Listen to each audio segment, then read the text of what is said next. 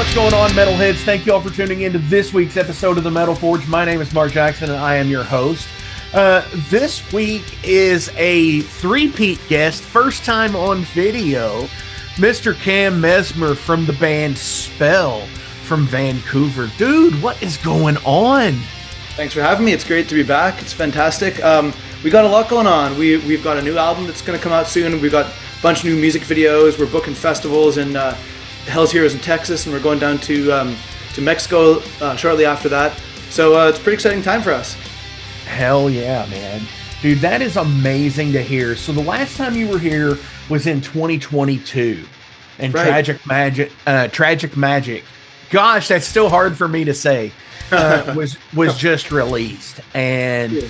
dude, like, always whenever you all came onto my radar, and when I started doing this, and with having you all on in the first time in the pandemic, you know, it was one of those things where it's just like, holy hell, like the material that you all have continued to put out over the last, you know, now, what, 12 years-ish? Yeah, or more? yeah, I guess so. Yeah, about 12 years. Holy shit. Damn. I mean, we're getting old doing this. You know what? What a blessing, really. Really, because it's fun. I mean, Yeah. you know, I wouldn't imagine any other thing. You know, playing shows on the weekends, sometimes in the weeknights, going on a tour here and there. You know, putting out music, putting out albums that people want to do. I couldn't think of anything better to do, honestly. Honestly, if I get to make some art and people enjoy it, and I get to travel around the world, I mean, I can't think of anything more exciting than that. And like being in a new town, and there's some kids I've never met. You know, by kids I mean people, whatever, never met, and they're singing along my lyrics that I wrote at me. Like, that's the greatest gift I can think of. Sure. No, and I mean, you know, it doesn't have to be Madison Square Garden or God, no. none of that shit. It could be the whatever the little hopping town is, place in town is. You know, it's wherever people go and wherever people do it. Who cares if it's 5 people or 5,000? If it connects with someone, then I'm feeling good. I'm happy. Exactly. So, dude, how have things been? It's been a minute since we've had you on the show. How's the world up in that part of the world? Because I think you're about 1,500 or so miles, maybe a little bit more than that from me. I'm in Kentucky-ish area, Indiana. Across the way a little bit. I mean, Vancouver's all right. I mean, of course, you know, the world's been a little crazy lately. It's been some hard times up here, but you know, we're still able to make music and do our thing. So, you know, I guess it's getting a little harder to travel, which is kind of annoying. But we are booking some tours, so that's good. Mostly just being able to make a new record. Anytime I get to make a record, like, I get this crazy feeling when I've written all these songs, but the record hasn't been made or hasn't come out yet. Like, I get this weird existential dread, like mortal fear. Like, the songs are all up in here, and I'm worried that if I get hit by a bus or something like that before I record them, then it'll all, you know, because it takes me like, I spent like more than 2 years writing this album, you know? So, and I'm working on it almost every day. So I feel like if I, you know, get taken out before I can record it, then it'll all be for naught. But now that it's finally, you know, all the moving parts have come together, we all were, you know, healthy. We were able to get a little money together, make that recording. I feel a great sense of relief that it's been made and it's going to come out. Hell yeah, man. Now, with the new album, go ahead and tell us what you can about it. I mean, we got names, we've got release dates already. What do we have? Sure. I'm kind of new on this one. Yeah, I haven't you know what, seen actually, any announcements yet. I've just seen clips of videos. Yeah, we haven't announced anything. No clips, no videos, nothing. Not even cover art or a name or anything like that. So I'll tell you right here. You'll be the first one to hear it. Holy shit! The album's going to be called Wretched Heart. Our first video is coming out on February 27th. That's going to be the first video single. It's going to be called Lilac, and then the second video single is going to be March. Around towards the end of March, I forget the exact date, and that one is going to be called Take My Life, and then the full album drops on May 1st, May Day. Holy hell, that is awesome, man! Wow. And I can tell you that, give me the name one more time. The name is Wretched Heart. Wretched Heart. Yeah, Oh, and I feel confident saying that it's the most powerful spell album. dude, that's amazing because, going from, the stuff from the beginning, and then it's just like watching your evolution as an artist has changed so much over the last at least decade, and Thanks for watching watching. people Thanks for like paying that attention. grow as a person through that, Yeah. and getting songs that, like Opulent Decay, and like I still pop that album in, and I pop everything in. Everything comes through the mix, and it's just like, because you guys are such an awesome band, and you've had so many, you know, in modern day, like what I would refer to as the concept, whether it's tied together or not, like the sound of everything feels good. It all feels like it should belong at the same place together. Yeah, well, I kind of think an album is like it's a snapshot. Yeah, Never going to be perfect. You always going to have to strive to make it better the next time. But it's a group of songs that reflect my current thinking, my current musical fascinations. I'm writing lyrics about my life. I've always kind of had a little bit of a prejudice against lyrics that are just about like, riding motorcycles or like waving swords in the air or fighting dragons or something like that. The bands that are most meaningful to me are when the lyrics are, you can tell that it's the artist is writing about something meaningful, something that hurts, something that's serious. sure. I think a lot of particularly metal, and there don't get me wrong, there's tons of great songs that are just about rock and give me an R. But even more than that, I like it when you can really feel like the artist is having the courage to say something that's meaningful to them, write something that's a little bit vulnerable. So I'm always trying to do that more and more with every record that comes out. And that's an amazing outlook to have with it, because you're right. There are some of those people out there that, where they do just kind of go through the same grinder, and they're still Yeah. kind of the same band, every song in, every song out kind of thing. And I'm not saying that that's necessarily bad either.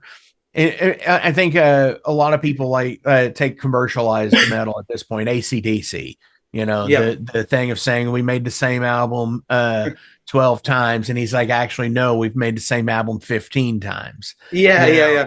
And I the mean, joke about it. AC/DC might be the greatest rock band of all time. Like I love AC/DC, and that's their strength. And Sure. I love that for them. But I've also loved the Beatles because they didn't do that at all. They released a completely different album each time. So that's kind of what I try to do. Absolutely. And I think that's the progression of things, like I always look at it as like you couldn't have this album and then this album without the Yeah. bridge in between. Yeah. Yep. Totally. And I think that applies to everything. Yeah, but like natural progression of things, I am very much a progressionist in that. And I think that applies to pretty much every band and artist out there. It, because again, as you said before, and as I've said before as well, it's a snapshot in time of what's going on. Yeah. Yeah. Snapshot of your life. It takes a couple years to make a record. We're all at different places in our lives each time it comes around, so it's going to look a little different. Yeah, absolutely. And that's the beautiful part about it. So, okay, so February 27th, first video single coming out. What what are we gearing up for? I mean, you said you're going to be doing some touring, hopefully. What else is 26 in involved with Spell? Well, yeah, we're booking stuff right now. The only ones that I've got that I can announce because I've got them locked in are Hell's Heroes Festival, and then we're Hell going to be yeah. down at, in Monterrey, Mexico, at what is it called? I think it's called Fast and Loud Festival. We got the poster up on our Instagram if you're in Mexico and you want to take a look. So I'm pretty excited for that. We were in Mexico back in 2023 or 2024 at Candelabrum Festival, and that was awesome. So I'm pretty damn hyped to go back to Mexico. And Hell's Heroes is like, it's like the greatest metal festival in America. It's just so much fun. I can't wait to be there and to see all the international heavy metal family. Oh, absolutely. And dude, I haven't got a chance to make it down there. It's not looking too good for this year either. Yeah, yeah, It's just that time of year. It's kind of hard to do the thing. Business picks up at work. It's hard to get off, kind of of that course, yeah. deal. And, but yeah, I mean, it's such a good. I love seeing all the posts from it on Facebook and Instagram and everything, and so many awesome people having awesome times and stuff. So many awesome Really. bands playing, It's great. Yeah, it's and lucky for me because I teach middle school, so I'm on spring break on that weekend in March. So it's like that week in March. So it's like the perfect time for me to go on a little trip. hell yeah, Yeah. see that's awesome. So, being a teacher, how has that affected you as being a musician as well? Oh man. Well, probably one of the big reasons I decided to become a teacher is because I thought it's going to be great. I'll get summers to go on tour, which I have done, but also I didn't know at the time that summers are like the hardest time to go on tour as a band because it's the festival season. Everyone there's music festivals every weekend, and so no one like in Europe, a lot of the small clubs just close down because no one wants to go to small club shows on a Tuesday night when there's like a amazing festival literally every weekend. So that until we can get on the festival circuit, which is my hope for this record, it's been harder to do that. But being a teacher has been cool for music because I mostly teach literature and drama, so I get to like just read cool books with the kids each day and talk about why they're great and why why I like them so much. So I'm keeping my head full of words all the time, and it's kind of a performance job too. Like I'm basically on stage all day, talking to the kids and I'm trying to make life, interesting and exciting, or make the world interesting and exciting, so they want to read about it and learn about it. So it is kind of the same thing as being on stage, really. Hell yeah. So when you're teaching drama and stuff like that, how Yeah. has that do you get much crossover into the music life with that as well? Like not obviously as I sit here and I talk and I have skulls and candles and stuff like that, obviously it's here. But Yeah, like, yeah. but when it comes to like what you do on stage, choreography or anything like that, do you try to add any of that stuff in? Do you? Um, yeah, I mean, we have done that in the past. Yeah, I know. To be honest, I wouldn't say I've really thought of it in that sense. I mean, obviously there's some overlap, but I don't know. Maybe we'll get there. This album will get a little more budget. We'll bring in some. We'll bring in the ghosts from Macbeth or something like that, or the Dude, witches from that's a great idea. No, seriously. And hey, if you put on the school play, the kids can design your stage props. No. That's what I'm doing right now. Yeah, yeah, that sounds cool. Dude, that's the greatest part about drama class is being able to design stage props. And I love it. and like So much fun. how can I make this work with liquid nail, foam insulation, Oh man, yeah. or some hot glue? I'll tell you you, know, there's not much budget there, which is all homemade stuff. It's all just figuring it out, which is the same as being in a band. You just, you got like $100. You're gonna figure out a way to do it. exactly. And that's some of the best advice I was ever given was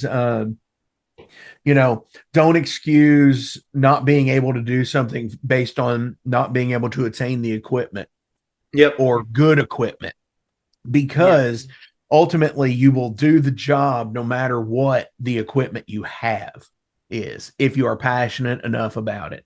You'll figure out a way. Yeah. Exactly. So like being a filmmaker, you can't just sit there and have the say the Canon XL2 or whatever. You might have to film it on a VHS tape, Yeah. or not now, obviously, but back in the day for sure. Right. Right. No, I strongly believe that you can make it if you want to make the art. You're gonna make it no matter what. Even no matter what you have, like it's the same thing I think with learning guitar. Like people will ask me now and then. Sometimes people say like, "Oh, how do I learn guitar?"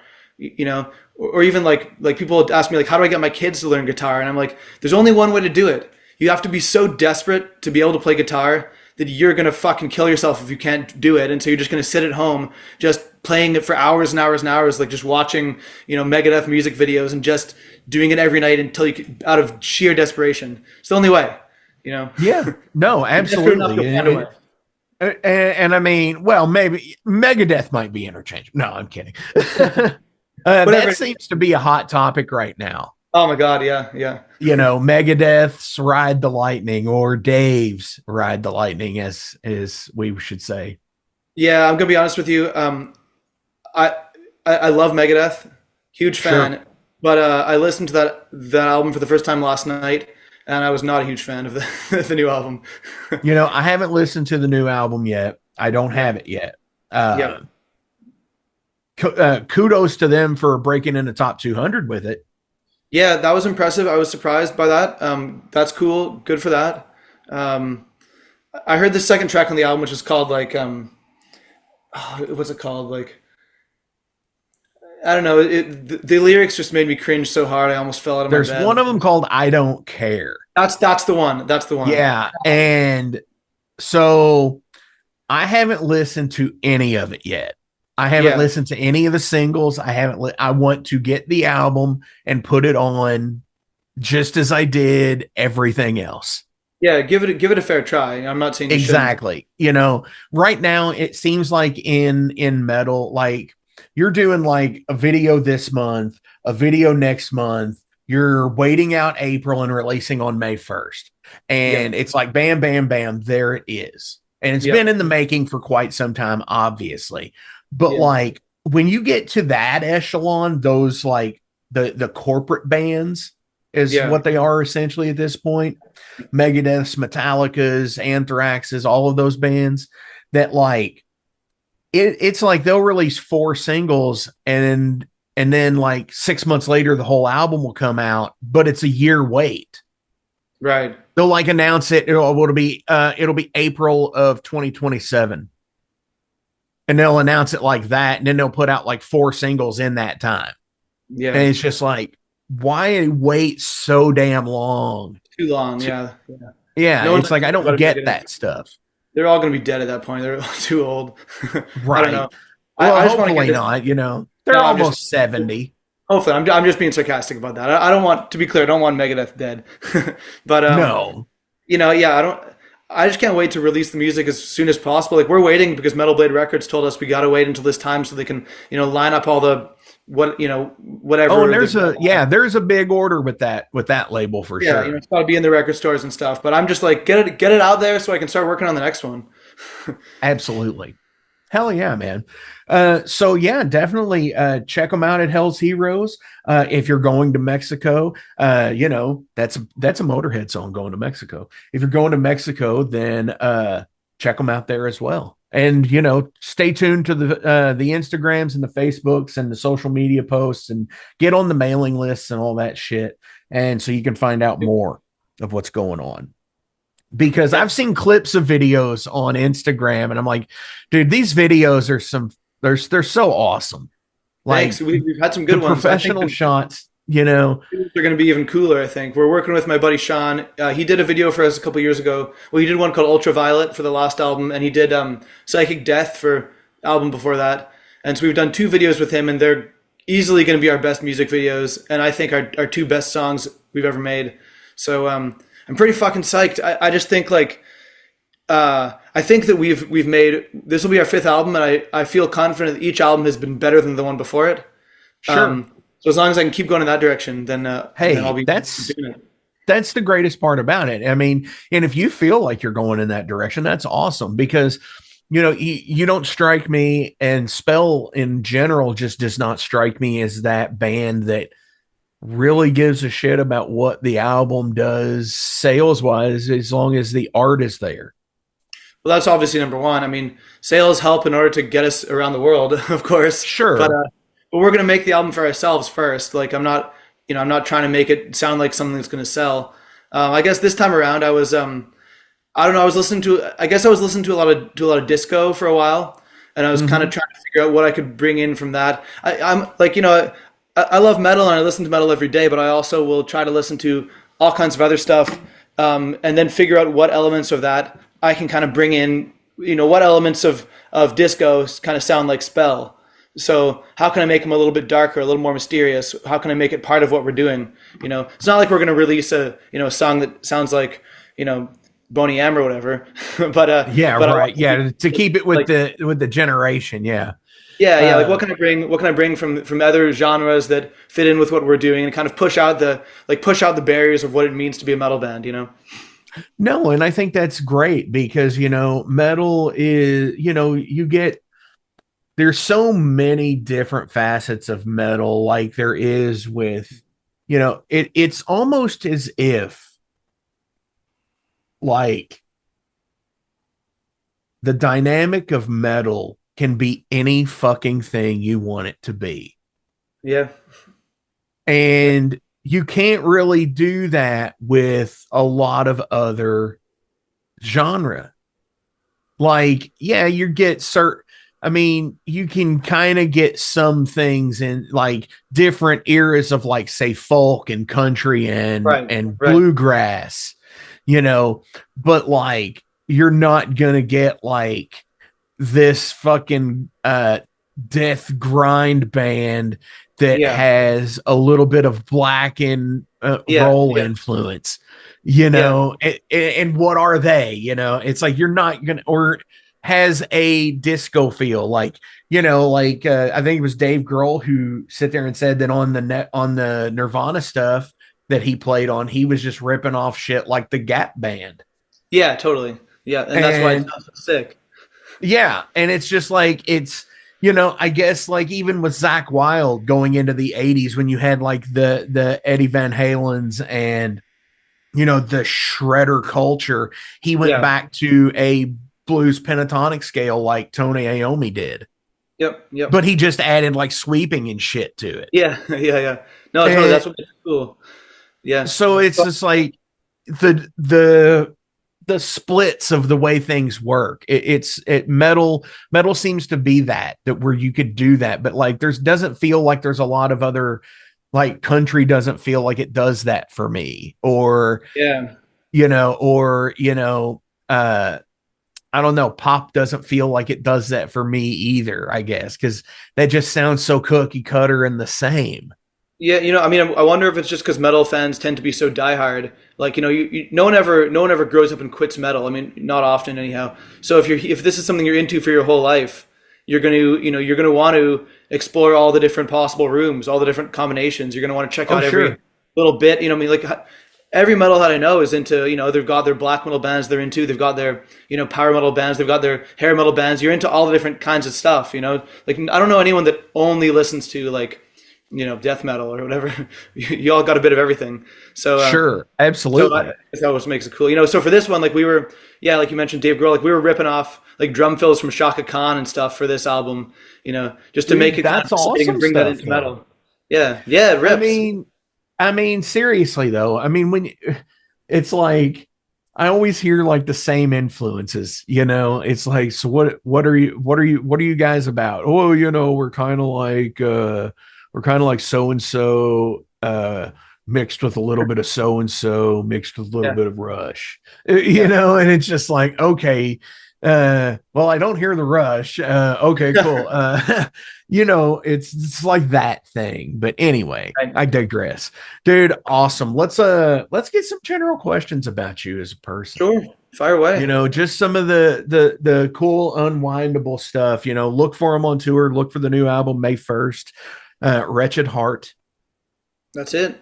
Hell yeah, I'm so excited. And this is a first. This is a break. Yeah, yeah. Breaking news. Breaking news. Wretched Ah, Heart. We hell got an album yeah. cover by Adam Burke, and we got 10 songs for you.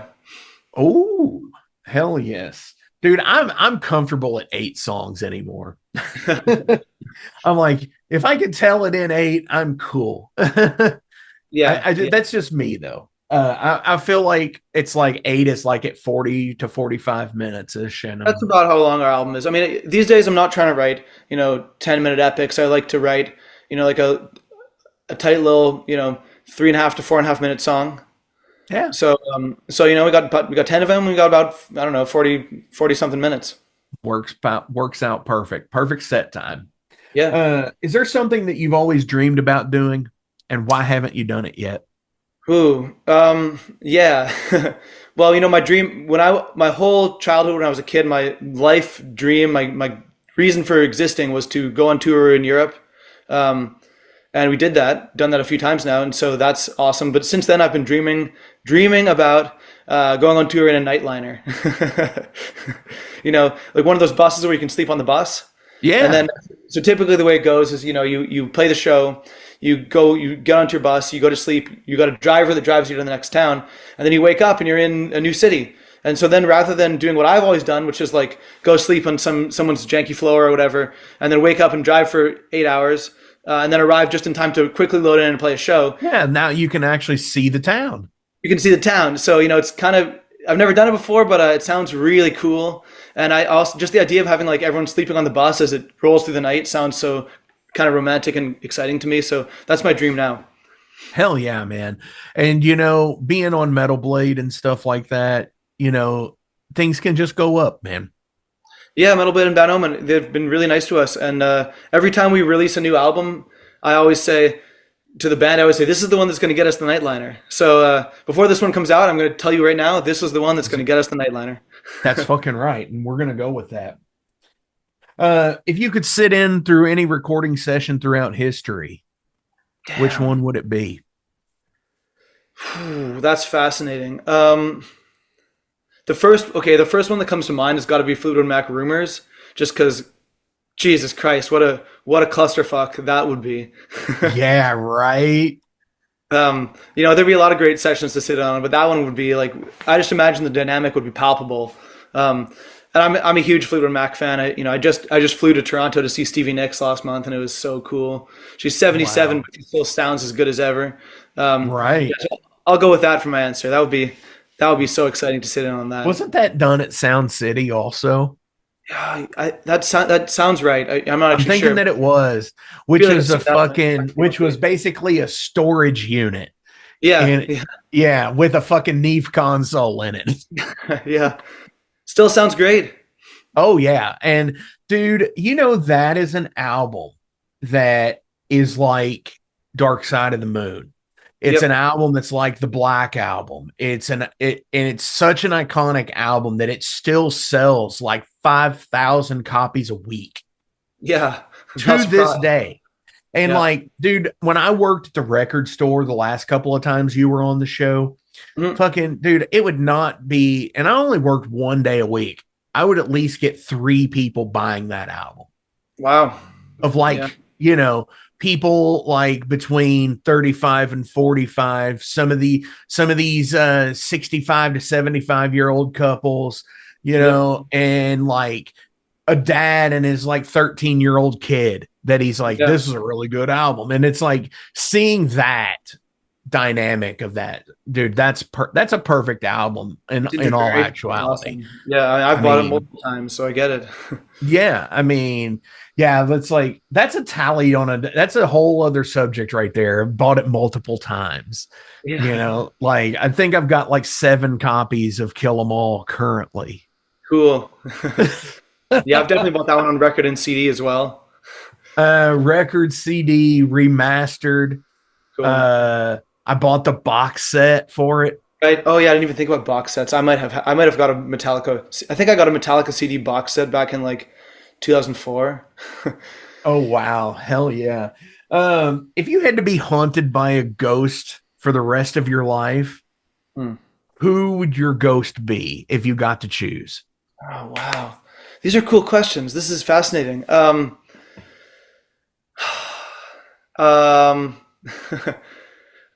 I feel like maybe Dio, because I did. So I've told this story in an interview before, but I did get to hug Ronnie James Dio once. I was waiting outside of the stadium after the Heaven and Hell tour he did in like 2008 maybe. Yeah. And it was pouring rain, and I was standing there with my friend. We were just waiting and waiting, and everyone had gone home. And it was like hour and a half at least after the show had ended. And finally, this little door in the back comes out, and out walks Dio. And he's just, there's no one else around. And so we just talked to him for a while, and he just gave me the biggest hug. And he was like this kind of like grandfather figure. And he really just seemed like he seemed so like with it and quick-witted, and he just seemed so caring, So I feel like if Dio's ghost was haunting me, he really would steer me in the right direction. And give me some good, artistic inspiration too. Hell yeah. See, and that's the cool thing is hopefully, the fan experience with Dio. That's, that's something that's been debated before. And I've seen a lot of people talk about it, about how working with Dio was one thing. I've heard about that. Yeah. Being a fan was another. Of course. I mean, Vivian Campbell hated him. Yeah. And, I think Vinny only got along with him in spurts there for a while, Right. but then he was Right. always the go-to guy, Yeah. you Yeah. know. But yeah, so like, and the on again, off again stuff with uh, with Richie Blackmore through the years Yep. Yep. and all of that stuff. I imagine Blackmore is probably not an easy guy to get along with either. I've heard that as well. I have definitely heard that as well. So if you could haunt somebody, Ooh. who would you haunt? Damn. They got to be alive, but I've got to be dead. Yeah. Um, who's alive that I want to haunt? Um, heck. I mean, okay, here's my answer then. At the core of Spell, it's me and my brother Al, and we've always been making music together since we were kids. And you know, uh, there's no Spell if there's not both of us. So I can't really think of who else I would haunt besides probably my brother, and I'd probably try to get him to keep making. I'd probably be putting melodies into his mind while he's asleep and trying to get him to make another Spell record. Dude, that's so funny. We were just doing an episode where we were talking about a drummer who would he couldn't get the beat down for like he would be learning a song and he would go to sleep and he would get up the next day and could play it like Oh that. yeah, yeah, yeah, Because totally. he dreamed his way through playing the song. Yeah, yeah. I really believe Maybe in that. that's what's happening. Might be so. I mean, this is not even what I was thinking about, but I've done a lot of songwriting in my sleep too. Like you'll be maybe not quite fully asleep, but almost asleep, and I'll kind of have the songs going through my head that I've been working on, and then it's like I can't figure out what to do for the bridge in this song or the pre-chorus or something like that, and my mind will just be trying stuff, and then I'll just kind of have an idea that sounds cool, and it's always like right that moment I'm right about to fall asleep and my bed is Yep. so uncomfortable and it's late and I'm so tired, but I just force myself to get out of bed and like go out into the cold underwear and pick up my guitar and like hum it into my phone just because otherwise you always think you'll remember it but you never do. So like Exactly. many Spell songs have been finished or written through basically dreaming. Dude, I totally get that being a musician myself because Yeah. I'll be in here, I'll be like editing and it'll Mhm. be late one like Saturday night, and I'll just be like kicked back in the chair listening to the conversation as it's Mhm. going. And then, like, in one ear, I'll get the music playing Yeah. and I'll be like, bam, grab off the wall and just have to do it, Right. where it's just like it's like you get to that moment where it's like you're right there on the cusp, and then it just like if you don't catch it right there, You got to catch you'll it right lose there. it. You'll Yeah, lose it. that's something that Nika Anderson from Helicopters and Lucifer and whatnot told me when we were on tour with them. He said, that people always will tell you, if it's a good musical idea, you'll remember it. That's bullshit. Nika Yeah. told me you got to record it right there, even if it's a lyrical idea like words or whatever. Just record it right there, or else it's gone. Well, and it goes to stand the test of time too. Look at like, what was it? How many songs were studio jams that Yeah. became hits? Yep. Yep. Like I believe LA Woman was a studio jam for the Cool. I didn't. Doors, and that was a Yeah. major hit. I mean, Yeah. it carried the album title. Sure did. Yeah. Paranoid carried the Yeah. album title even. Yeah. I mean, I'm sure there's more, but like I'm thinking of there's Under just two off Pressure. the top. Under Pressure with Freddie Mercury and David Bowie. Yeah. They just figured out that little bass line in the studio, and then as the story goes, I think they left for lunch and they forgot it, and they like had to. They were so worried it was just gone forever, but they managed to figure it out eventually, I guess. Yeah. Then that's crazy stuff that, studio jams that turn into that stuff. Yeah. And, how does it happen, Um, so you're a teacher Yeah. and, you're a writer and, you do drama and everything.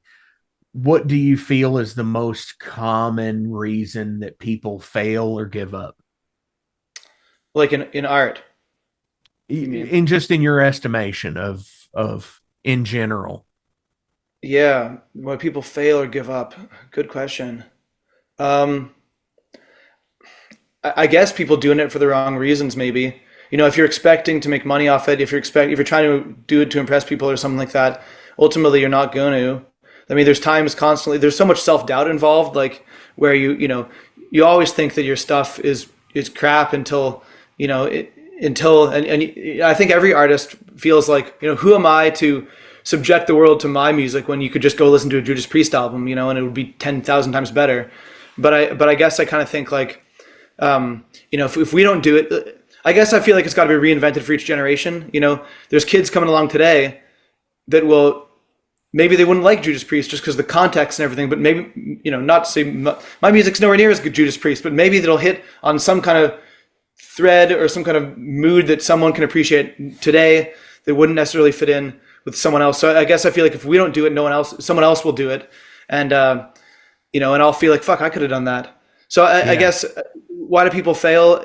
I guess if you're just doing it for the wrong reasons, if you're looking for success explicitly, you have to, you're not going to get it.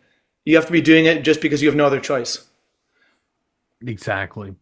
I agree with that 100%. Yeah. I guess like, one thing I'll add to it is like, I guess I feel like it's got to be out of love for art that you appreciate, like if I'm listening to music and I'm like, God damn it, this album is just so good. It just is absolutely moving me. That makes me want to pick up my guitar and play, So I guess I feel like it's got to be an act of devotion where you just don't have any other choice but to try to, give your piece back, Hell yeah. Absolutely. I got a couple more. What is one thing that you think every human should learn how to do? Every human should learn how to do. I guess that kind of definition changes over time, right? Like change a tire, I mean, if you lived in the Stone Age, you didn't have to learn how to do that, obviously. Yeah, for sure. Like, like memorizing your home phone number when you were like 10 years old or 5 years old, Yep. That was an important one too. That like kids, I'm sure, don't have to do now. No, there's no point. You got your phone with you already. What do I think every human should have to do? Like I want to say something like something like reading a book for fun.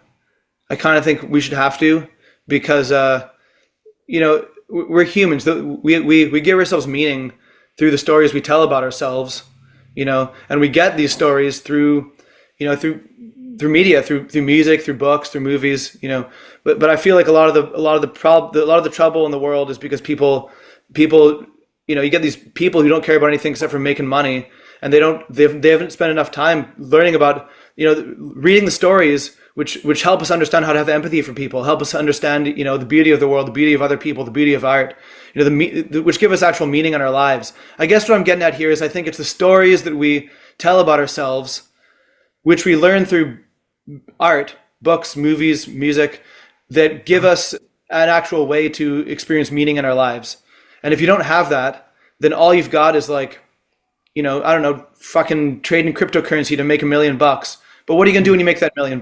It's like, exactly. I guess I feel like your life is devoid of meaning if you can't watch the Marvel films. Yeah. So I think, spending some time to read the stories that have created the meaning that our society has held, I think we need to spend more time with that. Definitely. I agree.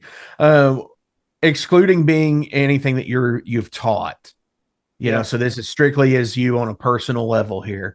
What is a book that you have read multiple times? A book that I've read multiple times. I gotta say, Grapes of Wrath by Steinbeck. I've read that book 4 or 5 times. It's well, I mean, it's a great example of what I was just talking about. It's like, I can't think of a more humanizing book, like a book that that teaches you how to see all people with respect. All people as as humans, all people as having the, what am I trying to say? Like, I think Steinbeck is such a great writer because he lets us kind of just inside other people's perspectives. You can't read that book and not have respect for others. You can't read that book and not see human dignity. So that's why I keep reading it. Definitely.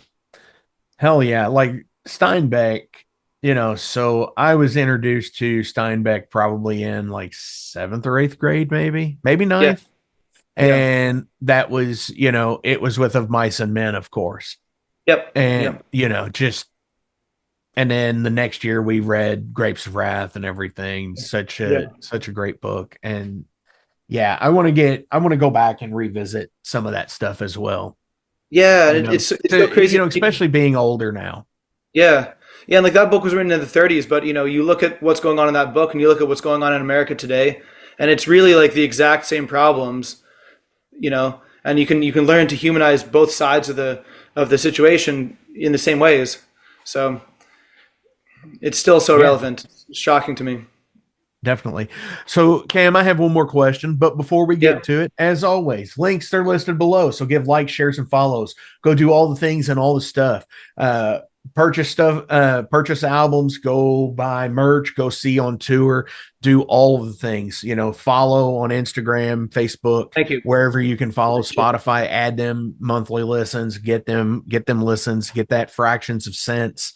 Make sure that nothing that they have is what Spotify considers as a garbage track. So give them at Right. least 1,000 spins Yeah. because that's what fucking matters. Cam, anything else you'd like to promote or shout out today? Damn. Uh yeah, I mean, shout out to my bandmates for being on for this ride. Jeff Black and Gabriel and my brother Al. It's so cool to be working with people like this now who I respect so much and have in part of the process. It's so exciting to make a record with a killer team like that. And I got to shout out my man Felix Fung. He produced the record. He's produced every Spell record except for the very first one, which he did eventually ultimately remix anyhow. And he's kind of like our fifth Beatle. He's been such a great guy, just like bounce ideas off and give us a bit of a different perspective, and kind of help me figure out how to get to the end when I'm just like bashing my head against on the wall for months and can't finish something or whatever. So yeah, shout out to Felix. The studio is called Little Red Sounds here in Vancouver, and it's he can, if you want to make a great record, hit him up. Hell yeah. Hell yeah, definitely. So keep it kind of lighthearted on the way out. We got a little bit of heavy stuff going on there a minute ago. Yeah, If you were on a desert island, but you had uh, a TV and a VCR or whatever, I'll say yeah, a VCR because I'm old. yeah, Uh, one of those video player machines. You could take yeah. five movies with you. What would you take? God, 5 movies. Okay, the first one is going to be my favorite film ever. It's a kind of British dark comedy from the 80s. It's called With Nail and I, and I think it was kind of a cult classic back in the day. And it was actually it was produced by George Harrison, but Okay. it's fucking amazing. It's about these two ridiculous British, like guys in their 20s. They've just been to acting school. They're living this miserable, wretched life, trying to survive, and it's this beautiful combination of like they're absolute like goblins of humans. They're these wretched, immoral, like filthy people, but they're also like steeped in art, and culture, and they've just they really consider themselves to be kind of highfalutin. So, but it is this beauty, and so they're always like kind of reciting Shakespeare and stuff, and you can see how kind of pretentious it is, but also they're kind of living out this like tragic life at the same time. They're living out the art, so it's hilarious. I love that film. That would be my pick.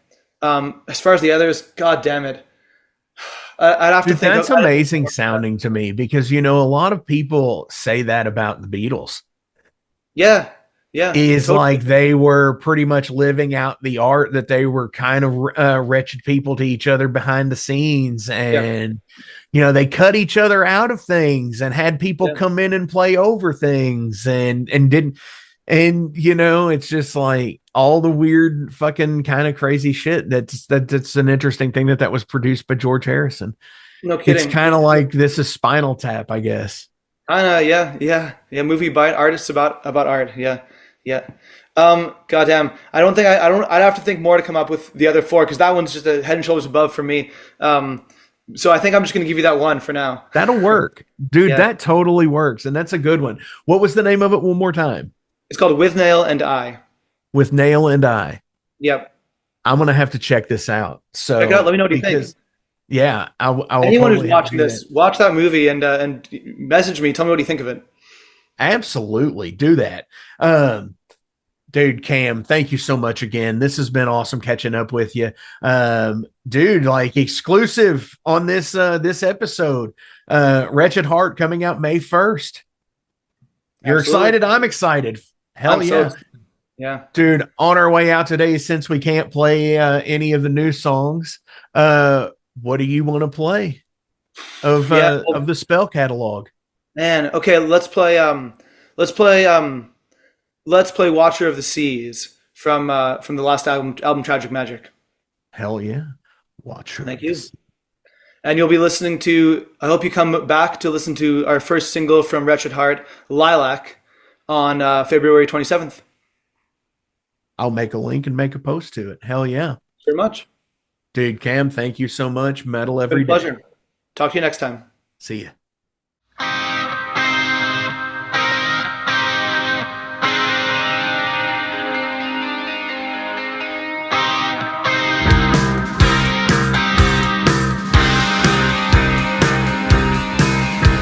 I wandered through the forest deep on an island alone with my dreams.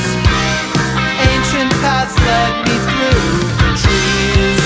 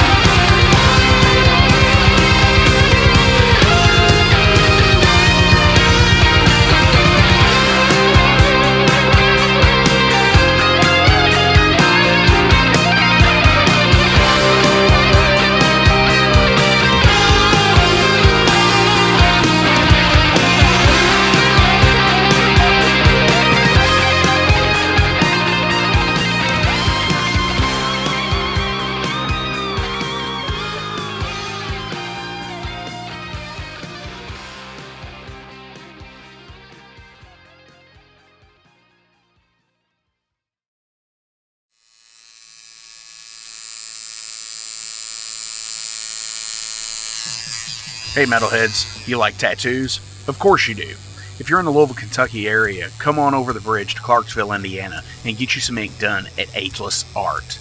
If ink isn't your thing, they have a piercing studio as well.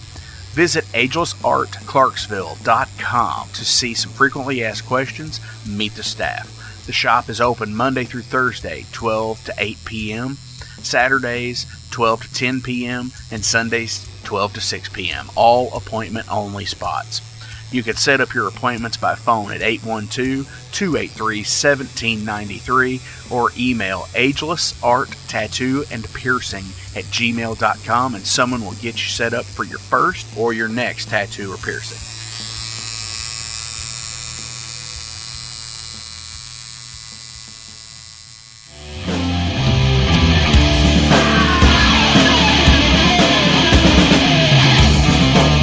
Hey metalheads, after going to a rager, what's your ultimate go-to? Mine is totally pizza. So when Overload is playing, or I'm promoting the Metal Forge live showcases, or the big goddamn metal show, I go to Pizza Donisi. Pizza Donisi is gourmet artisan pizza from right here in Louisville, Kentucky. It features things like the pizza of the month, the sandwiches, and also vegetarian and vegan options, which is so totally fucking cool for all of it's awesome pizza. You definitely want to go.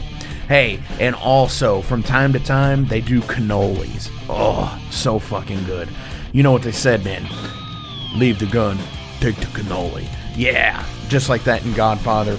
They're located right next to the Mag Bar at 1396 South 2nd Street. So either stop in or call in at 502-213-0488. They're open till midnight. The witching hour. Heineken, fuck that shit. Pabst Blue Ribbon.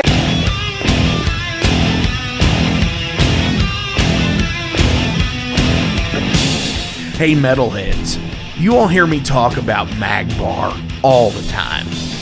It is the home to the Metal Forge live showcases and is an integral stop in the ultimate underground metal tour schedule.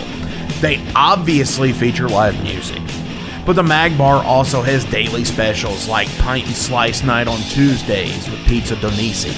But they also do Bring Your Own Vinyl on Thursdays with DJ Kent Jackson, and Finer Things Sundays. Located right next to Pizza Donisi at 1398 South 2nd Street, open 3 p.m. to 4 a.m. 7 days a week. Get your asses out to the Mag Bar. Rock out.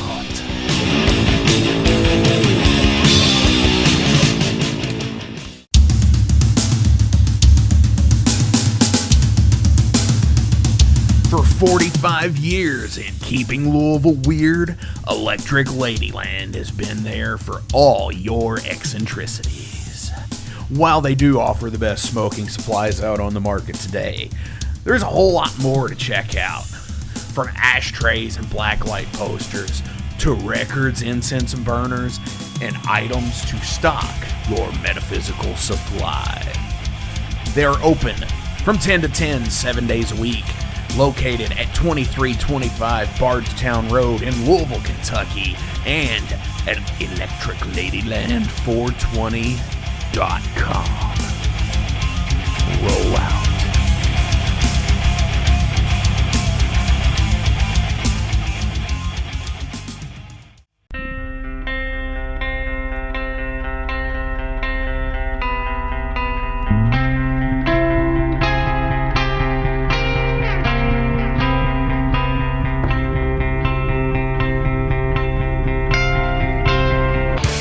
In 2017, one man's vision and passion for all things metal started out as a record store in his house. Years later, the fight against a mainstream empire continues as Shade Beast. An independent metal collective and online store based in Athens, Georgia, is the world's premier heavy metal brand for music heads that value authenticity over the mainstream acceptance. Featuring original t-shirts from some of the best underground artists, as well as stickers, posters from the Shade Beast Presents concert series. Unique, one-of-a-kind collectibles and small curated selection of vinyl and cassettes from the masters old and new.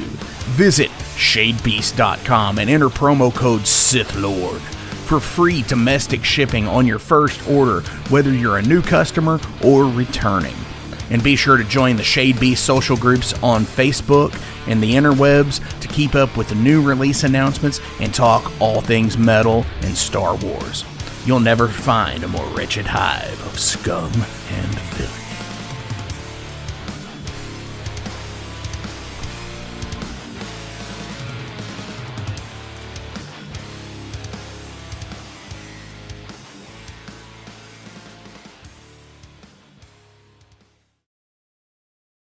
Welcome to the night. You think you know Night Demon? Then the Night Demon Heavy Metal Podcast is for you. Step into the darkness as we peel back the curtain to give you an unprecedented, all-access look into the mind and the heart of the demon. We're talking band history, song analysis, studio anecdotes, stories from the road. It's everything a diehard Night Demon fan could want and more. This is the only place to learn the inside scoop, the deep dive trivia, the untold tales from the band members themselves and those closest to the Night Demon story. Need more?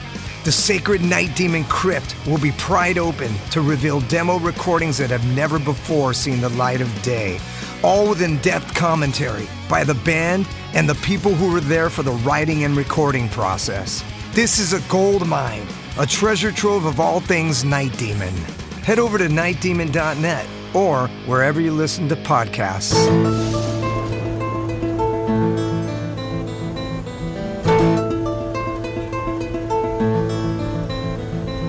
Since 2013, there has been a calling from the underground, from the graves of all those unholy, and they decided to make a zine to talk about all of this. Soul Grinder Zine! An independent metal zine to keep you informed on all things metal and horror from the underground. Available in both print and digital formats, they're bringing you the best interviews and reviews out there today. Not only do they do the zine, but they also do compilation CDs. Check them out at facebook.com/soulgrinder.zine and start your subscription now.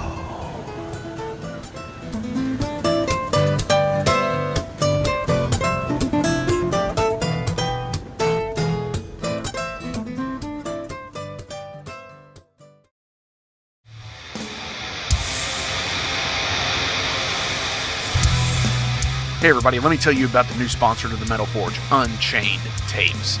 They're an independent Pennsylvania tape label. They focus on extreme metal and punk with a killer approach to the tape scene. Visit their web store at unchainedtapes.bigcartel.com now to get your fill of tapes. And for being a Metal Forge listener, enter the code METALFORGE10 at checkout to get a 10% discount on your total purchase. That's unchainedtapes.bigcartel.com.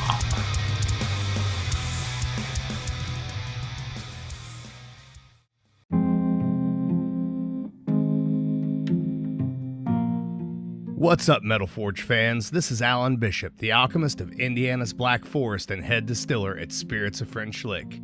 Do you find yourself drawn to the unexplained, fascinated by the Fortean, or enchanted by the paranormal? If the things that go bump in the night resonate in your mind, then tune into my brand new podcast, If You Have Ghosts, You Have Everything.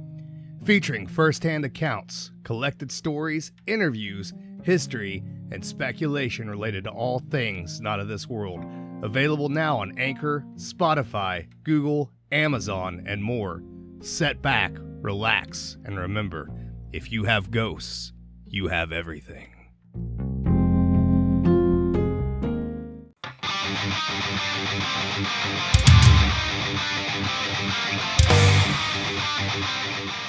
Hey, let me tell you guys about Mercenary Press.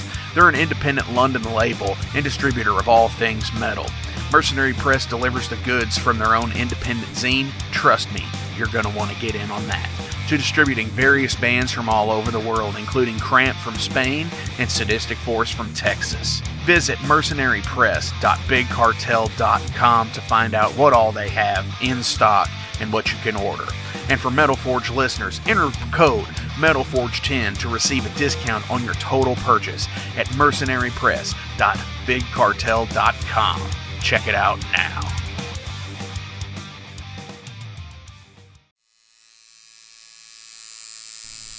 Hey Metalheads, it's with great pleasure I get to tell you guys about a new sponsor to the Metal Forge, Ageless Art, New Albany.